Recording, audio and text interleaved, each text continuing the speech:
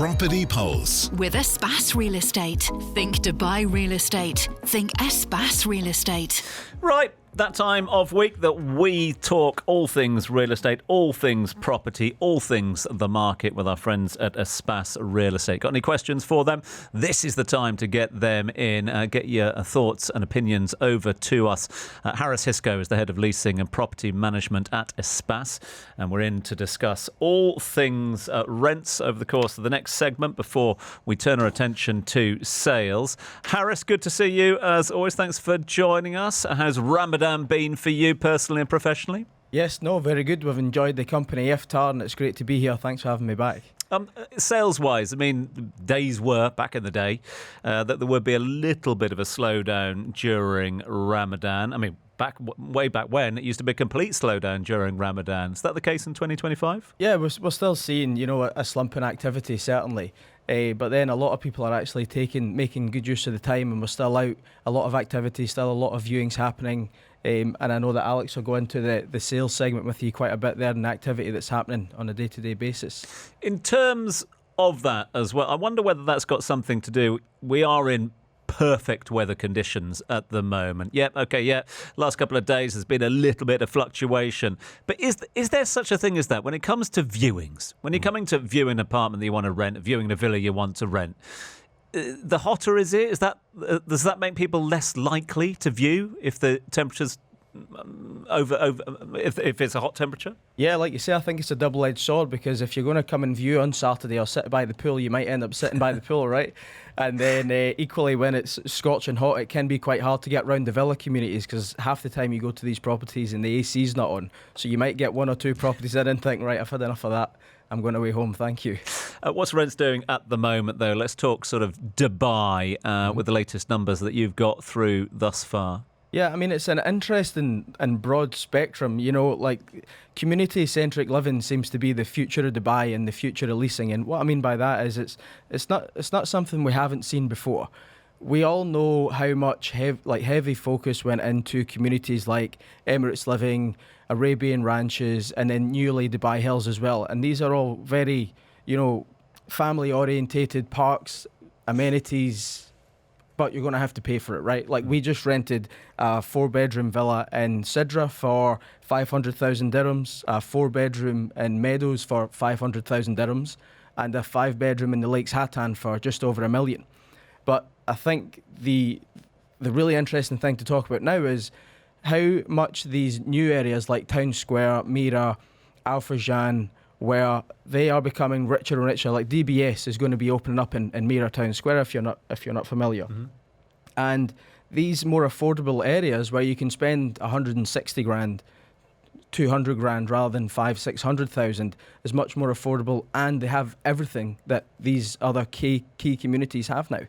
Times were, Harris, that, when this was seen as a sort of short-term contract venue, people would come for 3 years, then look about moving on, etc. Those days have gone. Mm-hmm. It's no longer hardship posting. More and more people want to come here, therefore they want to lay down roots here. But back in those days, it was all a question of renting, was very few sales. Mm-hmm. Given the fact that there is so much demand for the long stay now, people looking for that forever home, is that elevating the rental market? Just the fact that people can't buy because there isn't the supply at the moment? Yeah, certainly. Like you say, there isn't the supply at the moment for a lot of what people are looking for. Then also sometimes you just can't beat the flexibility, the flexibility of leasing, and there's no upfront cost. So it comes down to an affordability issue as well, right? Yeah. Got a couple of questions coming through already on this one. Jawad is asking the question, can you ask Harris, please, how much does the high interest rate at the moment from the banks translate into rents at the moment and its increase over the last couple of years? Yeah, it's a good point. I think that's just something that falls in line with the current market rental prices. It's hard to say if it's the mortgage rates that's having an impact or if it's just everything else that's happening at the same time. But we are actually having conversations with landlords that are on older mortgage products that are choosing to remortgage the property, so that they're getting a better yield on the property. So I guess it goes hand in hand. compare and contrast with other Emirates. Another question coming through. Loving the conversation. Thanks very much indeed. Morning.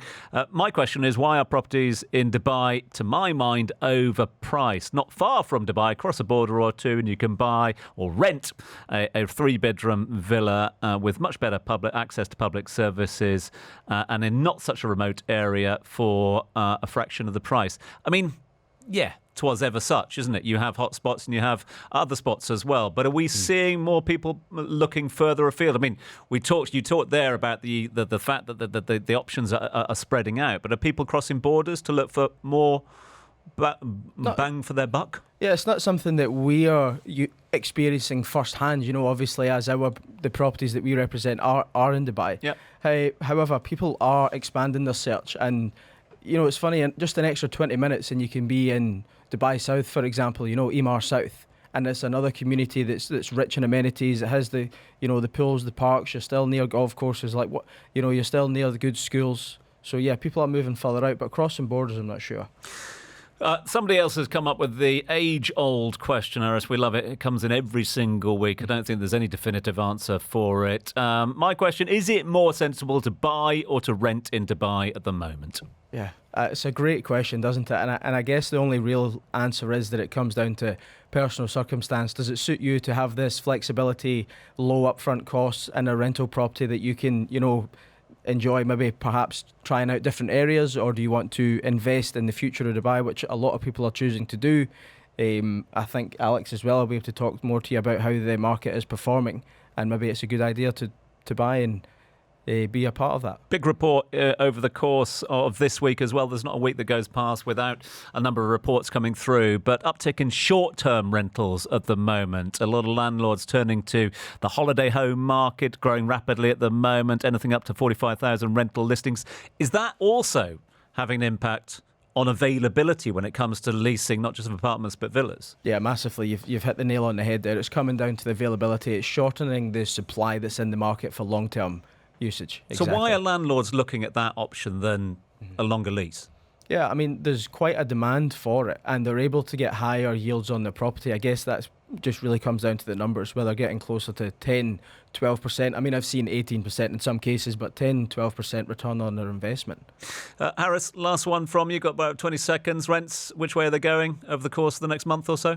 At the moment, it just seems to be strong, and the prices are sticking where they are, if nothing, going up slightly, but no subsidence yet. Harris Hiscoe is the Head of Leasing and Property Management at Espace Real Estate, joining us live this morning. Thanks so much indeed for being with us. Yeah, as he mentioned, we're going to be talking to his colleague Alex in a few moments' time about all things sales. Dubai Eye 103.8 traffic. With Yas Island Abu Dhabi. Stay at iconic hotels and play at record-breaking theme parks. Book now on yasisland.com. Yeah, no change, I'm afraid, on the E311. We've still got that lorry which is blocking progress on the E311 southbound. You are tracking all the way back now to, I'm afraid, around about Dubai International City. It's that bad. Dubai Eye 103.8 traffic. Weather check. With